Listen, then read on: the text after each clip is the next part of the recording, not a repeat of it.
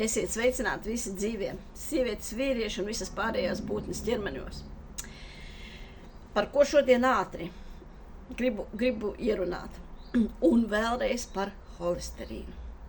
Es katru dienu, praktiski gandrīz katru dienu saņemu no cilvēkiem analīzes, kuras, lūdzu man iztulkot, kas un ko, un vislielākās šausmas vienmēr ir par to, ko man darīt ar holesterīnu. Atbildu visiem, absolūti neko. Tas ir simptoms. Tam ir tikai informatīvs raksturs.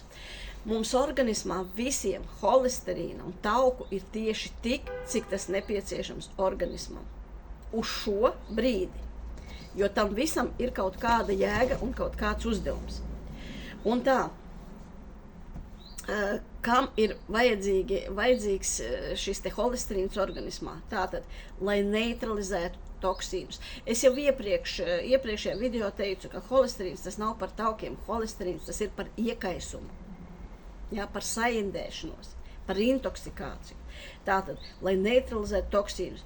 Tālāk, lai lāpītu asinsvadus. Bez holesterīna ļoti smagi nāksies ciest, kad ārdās nost asinsvadi, un nav ar ko viņus aizlāpīt. Un tas ir liels mīts no mūsdienu, šīs te jaunmodīgās medicīnas puses, ka tas ir, holesterīns ir lielākais biedrs sirds asinsvadu slimībām. Nekā nebija, tieši otrādāk. Tas ir lielākais palīgs mūsu sirdī un mūsu asinsvadiem.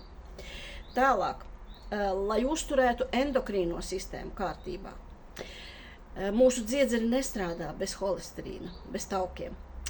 Gribēju teikt, visi zina, droši vien nezina, visi točna nezina, bet liela daļa noteikti nezina, ka palikt stāvoklī pie zema holesterīna līmeņa organismā ir nereāli. Tas ir tikai viens no punktiem. Bet tur ir vesela sistēma, kas strādā. Tālāk, lai barotu smadzenes, un lai tās varētu tikt galā ar stresiem. Viens no tādiem iemesliem, tie ir hroniskie stresi. Tad mēs zinām, ka atkal mēs visi nezinām. Daudzi zina, bet ne visi. Es vienmēr saku, smadzenes tas ir gandrīz 90% ūdens, pārējais tauki. 45% smadziņu sastāv no holesterīna. Sapratāt. Tālāk, atsakot no saindēšanās un pat no onkoloģijas.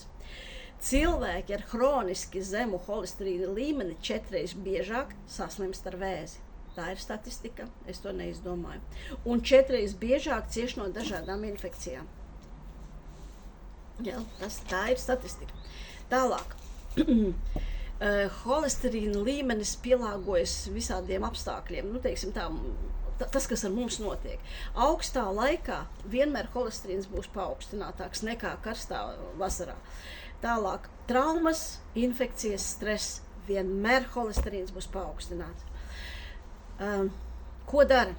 Kāda ir tā terapija? Daudz, par cipariem. Holesterīna līmenis līdz 8, par to vispār nav jāuztraucās. Tā bija norma vēl kaut kādus 30, varbūt gluži ne 40-50 gadus atpakaļ, 7,8 bija norma.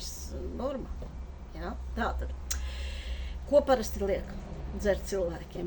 Gudri to nedara, bet liela daļa sēž statīni.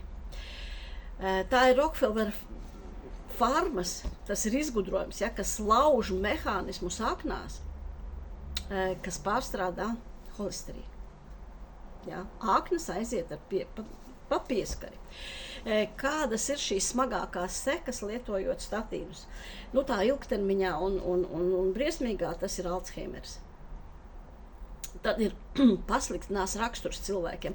Radinieki bieži vien saka, ka tur vecētiņš vai vecmāmiņa vai kas tur, kāds radinieks, kas ilgstoši lieto, kaut kādu laiku lieto, kļūst īgnis, neiecietīgs, agresīvs, slikti guļ, sāk klibot atmiņa, tālāk grūti domāt vispār, risināt kaut kādas jau vēl ierastas lietas, Ja, jūt šo ja, jo, kas notiek.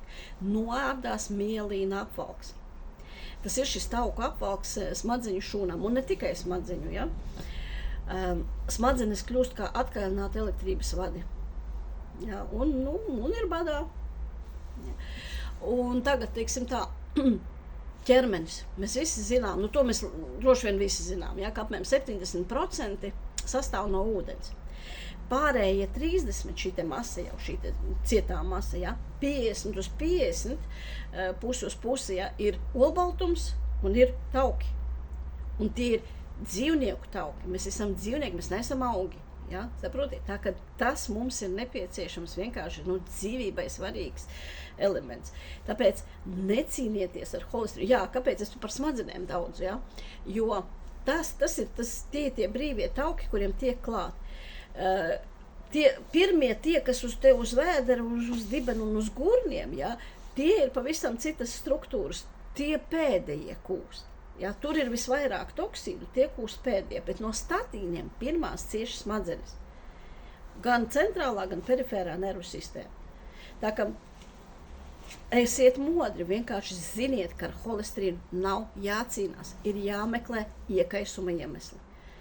Ir jāstrādā ar stresiem, ja, protams, kaut kādas traumas, tas nenozīmē tikai lausta kāja, ja, vai kaut kas tur ķieģelis uz galvas uzskatīs.